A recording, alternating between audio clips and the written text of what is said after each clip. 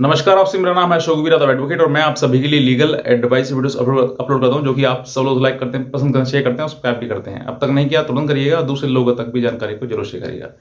देखिए, फैमिली जो है, परिवार जो है, वो शादी के बाद एक नए परिवार में आगमन होना, नए परिवार में जाना, वहाँ के हालातों को देखना और वहाँ की जो भी जो नियम कानून है उस घर परिवार के, वो भी आपको समझना है।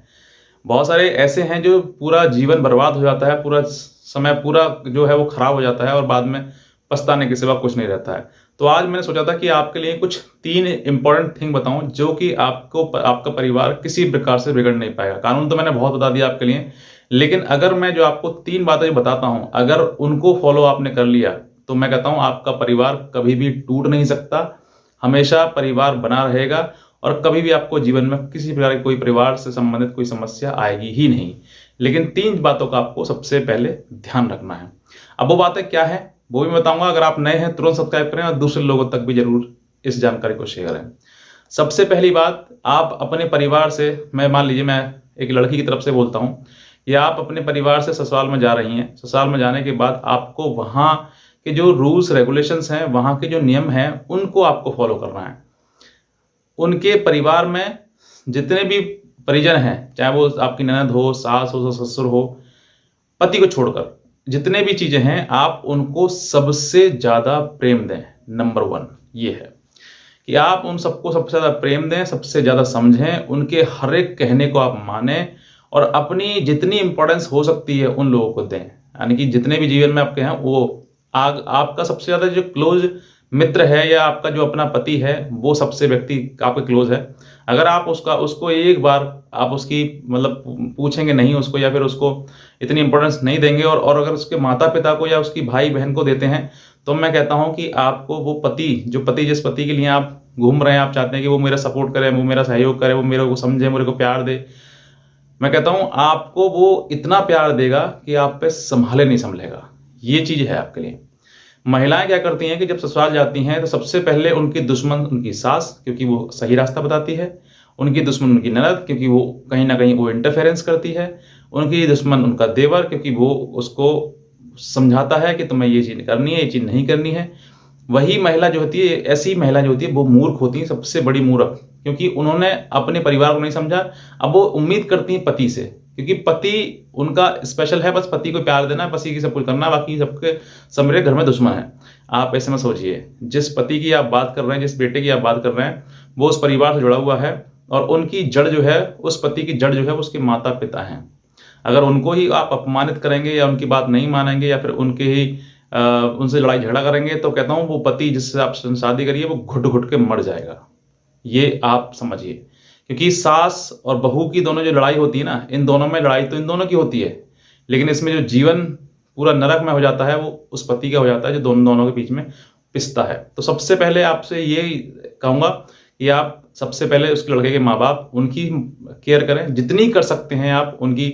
आपको पुण्य तो मिलेगा ही मिलेगा, उस घर का, पूरे घर का जो है वो साथ सपोर्ट आपको मिलेगा। ये आपको ध्यान रखना। आप कैसे करना है वो आपको देखना है कि मुझे किस तरीके से उसको करना है।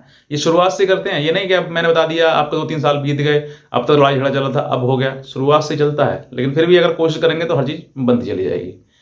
दूसरा, अगर आपका पति से या सास से या ससुर से या किसी से झगड़ा हो जाता है, तो कानूनी उपचार ना लेने की सोचें।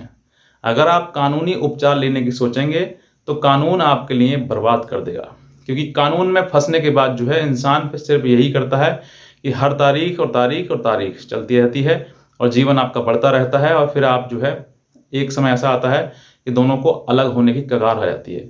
आपको कानूनी सलाह बहुत ही रेयर चांसेस में लेनी है, जब आपको बहुत ही लग जाए कि हाँ आप जीवन इस परिवार में बसना है ही नहीं, तब आपको कानूनी सलाह या सहायता लेनी है। वरना आपका जो भी लड़ाई झगड़ा हुआ है अपने पति के साथ शेयर करें, अपने ससुर के साथ या फिर अपनी सास के साथ में, ननद के साथ में, भाई के साथ में, जिनके साथ में कर सकते हैं। लेकिन ज्यादातर जो लड़ाइयाँ झगड़ा हैं वो अपने मायके ना पहुंचाएं, क्योंकि अगर मायके पहुंचाएंगे तो हर माँ पिता जो है वो ये सोचते हैं कि हमारी बेटी दुखी है तो हम उसको राय दें, और वो राय देने के चक्कर में आपको वो राय गलत पहुंच जाती है और फिर आप उसका पालन करने के लिए उस घर परिवार में आतंक जाना शुरू कर देती हैं। आपको ये समझना है कि मुझे उस घर परिवार में अपनी बात नहीं पहुँचानी है जिससे कि इन दोनों के परिवार के मन में मुटाव हो। आप ही एक दोनों बीच में एक ब्रिज हैं, एक 2 परिवार के बीच में पत्नी ही एक ब्रिज है, जिस दौरान जो है वो दोनों को समझ सकती है, दोनों परिवार को समझा सकती है। अगर आप दोनों के परिवार के बीच में इस परिवार की उस परिवार से शिकायत करेंगे, तो शिकायत के दौरान जो है वो घर परिवार आपका ही टूटेगा, ना सास का टूटेगा, ना ससुर का टूटेगा, आपका टूटेगा। तो सबसे पहली बात कि आपके लिए घर में माता-पिता को देना है। अब मैं ये माता-पिता दोनों के लिए कह रहा हूँ, ये नहीं कि सब बहू ही करेगी, पति नहीं करेगा। पति भी करे, पति अपने सास-ससुर की सेवा करे या उनको समझे, और पत्नी जो है अपने सास-ससुर को समझे, उनकी सेवा करे। दूसरा, आपके लिए कानूनी सहायता बहुत रेयर चांसेस में लेनी है, जब आपकी बहुत ज़्यादा सीमा पार हो जाए तब। तीसरा, आपके लिए अगर आपके पति-पत्नी या फिर आपके ससुराल में लड़ाई-झगड़ा आपसे हो जाता है, तो आप झगड़ा करके अपने मायके कभी भी ना आएँ। भूल कर भी ये चीज़ गलती ना कर दें कि आपने ससुराल में झगड़ा किया और झगड़ा करने के बाद आपने अपने वहाँ से सामान उठाया, बैग उठाया और सीधे मायके आ गए। ये गलती आप भूल कर भी ना करें। क्योंकि अगर आपने ये गलती करी तो आपने, और कहते हैं ना, झगड़े में वो कहते हैं घी डालने का काम कर दिया आपने, जिससे कि झगड़ा और ज़्यादा बढ़ जाएगा। तो आपके लिए ये काम बिल्कुल नहीं करना है कि आपकी चाहे माँ बुलाए, आपके पिता बुलाएँ, चाहे कोई भी बुलाए आपको, परेशानी कितनी भी आ जाए, जहाँ पर नए स्थान पर आप जाते हैं तो थोड़ी बहुत आपको विपरीत परिस्थितियों का सामना करना पड़ता है। ये आपको सहनशीलता आपकी बढ़ाता है और आपको भविष्य में आपको संपन्न बनाता है। लेकिन अगर आप लड़ाई-झगड़ा करके अपने ससुराल से झगड़े मायके में आ गए और फिर मायके में आके आप वहाँ बैठकर आप ये सोचें कि पति मुझे बुलाने आएगा, वो मुझे गिड़गिड़ाएगा मेरे आगे, तो आप गलत सोचती हैं। आपको इतना करना है कि झगड़ा करके वहाँ से नहीं आना है। और तीसरी बात इसी में और जोड़ देता हूँ मैं, कि आपको अगर झगड़ा करके आप आ जाते हैं तो बुरे आचरण नहीं करने हैं, गलत आचरण नहीं करने हैं आपको। अगर आप गलत आचरण कर देती हैं और उन चीज़ों में पड़ जाती हैं, तो फिर आपको जीवन जो है वो फिर तो नरक में होना ही होना है, चाहे आपका हो चाहे आपके पति का हो। दोनों का ही जीवन खराब होगा, समय आने पर जो है वो परेशानी आनी आनी है।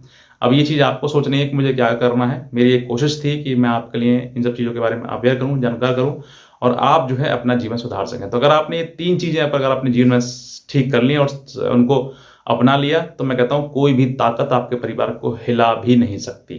कोई भी आपके परिवार को बिगाड़ नहीं सकती, कोई भी ताकत किसी भी प्रकार की। बस ये है कि आपको समझदार होना है। और मैं कहता हूँ कि अगर पति 10% समझदार है तो पत्नी को 90% समझदार होना चाहिए, क्योंकि घर परिवार बसाना और बनाना उसी का कर्म है, उसी के द्वारा बसता है, उसी के द्वारा बिगड़ जाता है। तो बस मैं इतना कहना चाहूँगा।